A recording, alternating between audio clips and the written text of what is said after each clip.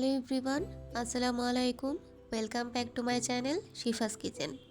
আশা করছি সবাই ভালো আছেন। আজকে আমি আপনাদের জন্য নিয়ে আসলাম তেলাপিয়া মাছের একটি লোভনীয় রেসিপি।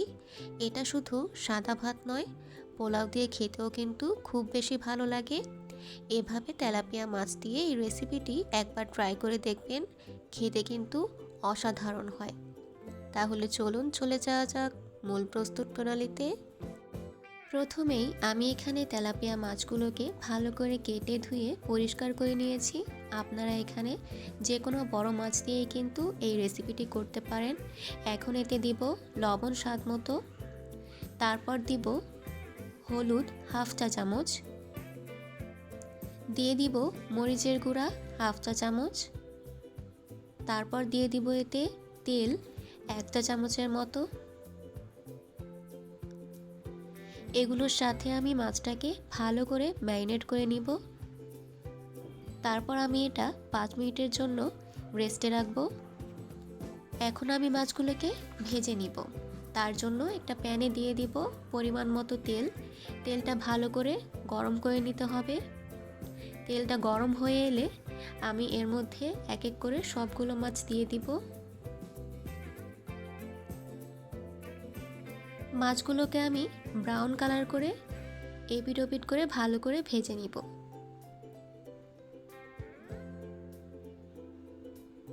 এ পর্যায়ে আমার মাছগুলো ভাজা হয়ে গিয়েছে। এখন এগুলো উঠিয়ে রাখবো। এখানে আমি 1 টুকরা আদা ছোট করে কেটে নিয়েছি। এটা আমি মাছ ভাজার তেলের মধ্যেই দিয়ে দিব। তারপর দিব বড় সাইজের একটি পেঁয়াজ, তারপর দিয়ে দিব রসুন 4 কোয়া, তারপর অ্যাড করব কাজু বাদাম 5 থেকে 6টি, দিয়ে দিব তারপর কাঁচামরিচ 4টি।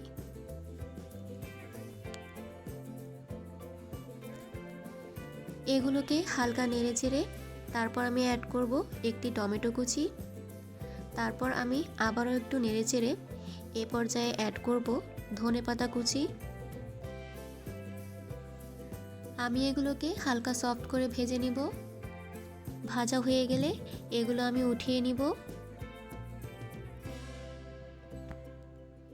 তারপর এগুলো আমি ঠান্ডা করে ব্লেন্ডার জারে ব্লেন্ড করে নিব। অফ ক্যামেরায় আমি এগুলো ভালো করে ব্লেন্ড করে নিয়েছি। এখন চলে যাব মূল রান্নায়। তার জন্য আমি একটি প্যানে দিয়ে দিব পরিমাণ মতো তেল। তারপর দিয়ে দিব পেঁয়াজ কুচি 1 কাপের থেকে একটু কম। পেঁয়াজগুলো আমি হালকা ব্রাউন কালার করে ভেজে নিব। ভাজা হয়ে গেলে আমি এতে সামান্য পরিমাণে পানি অ্যাড করে দিব। তারপর দিব লবণ স্বাদ মতো। এরপর অ্যাড করব হলুদ গুঁড়া 1 চা চামচ, দিয়ে দিব মরিচ গুঁড়া 2 চা চামচ। এটা আপনারা আপনাদের টেস্ট অনুযায়ী অ্যাড করে দিবেন।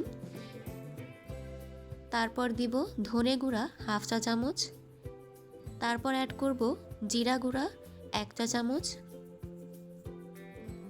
এগুলো আমি নেড়েচেড়ে ভালো করে মিশিয়ে নিব এবং একটু কষিয়ে নিব। এ পর্যায়ে এতে আমি দিয়ে দিব আগে থেকে বানিয়ে রাখা এবং ব্লেন্ড করে রাখা মশলাটি দিয়ে আমি নেড়েচেড়ে ভালো করে কষিয়ে নিব। আমার মশলাটি কিন্তু এ পর্যায়ে কষানো হয়ে গিয়েছে। এটা থেকে সুন্দর একটা স্মেল বের হয়েছে। আমি মশলাটি 15 থেকে 16 মিনিটের মতো কষিয়ে নিয়েছি মিডিয়াম টু লো হিটে। এখন আমি এতে অ্যাড করব গ্রেভির জন্য পরিমাণ মতো পানি। আপনারা যতটুকু গ্রেভি রাখতে চান সেই অনুযায়ী বুঝে পানিটা অ্যাড করে দিবেন। এখন এটা একটু ফুটে উঠলে আমি মাছগুলো দিয়ে দিব। এ পর্যায়ে কিন্তু দেখতেই পারছেন এটা ফুটে উঠেছে। এখন আমি এতে এক এক করে সব মাছগুলো দিয়ে দিব।